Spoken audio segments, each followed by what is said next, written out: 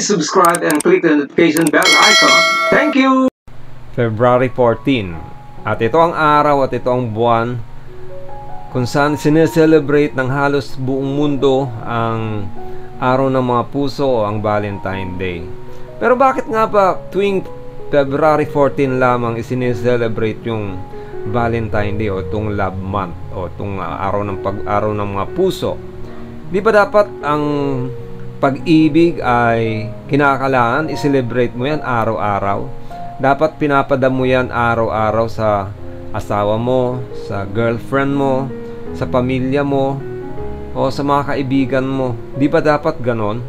So, bakit kinakailangan talagang merong fixed date na kinakailangan every February 14 lamang isi-celebrate yung love month?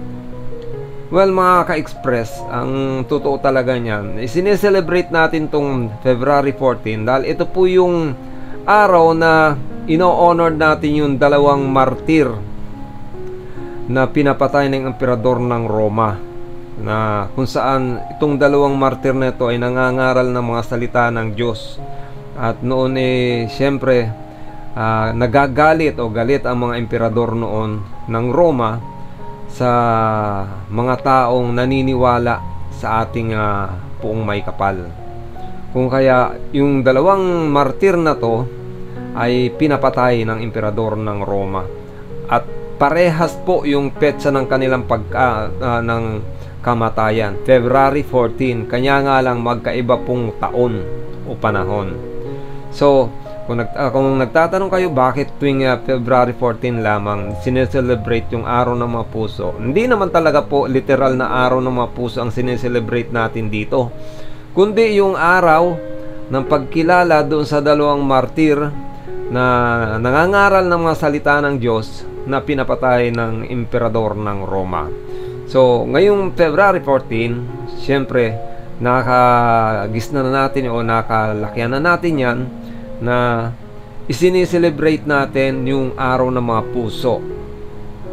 So kung nagtatanong yung iba, di ba dapat araw-araw? Tama, totoo po yun. Dapat araw-araw po talaga tayong mag-celebrate o magpakita ng pagmamahal sa ating kapwa-tao, di ba?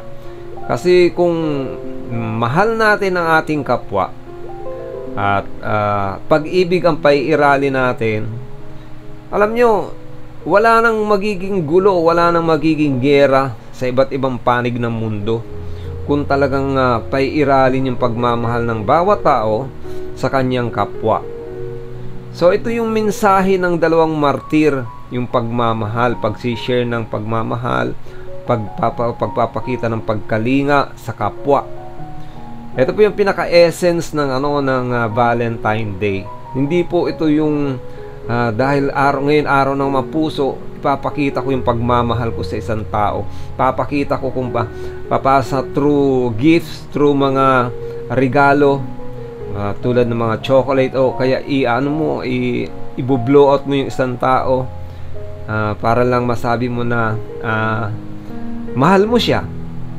Hindi naman kasi kinakailangan pakitaan natin ng material na bagay ang isang tao o isang mahal natin sa buhay sa pamamagitan ng pagbibigay ng mga regalo o pagbibigay ng mga mga pabor, o di ba? Ang talagang intensyon ng Valentine Day ay yung pagmamahal sa kapwa. Hindi lang dahil babae yun kundi kahit lalaki. Yun ang pinaka-essence ng Valentine Day. Okay? So, happy Valentine po sa inyong lahat, and ingat-ingat po lagi. Maraming salamat. God bless you, and Diyos mabalos. Happy Valentine!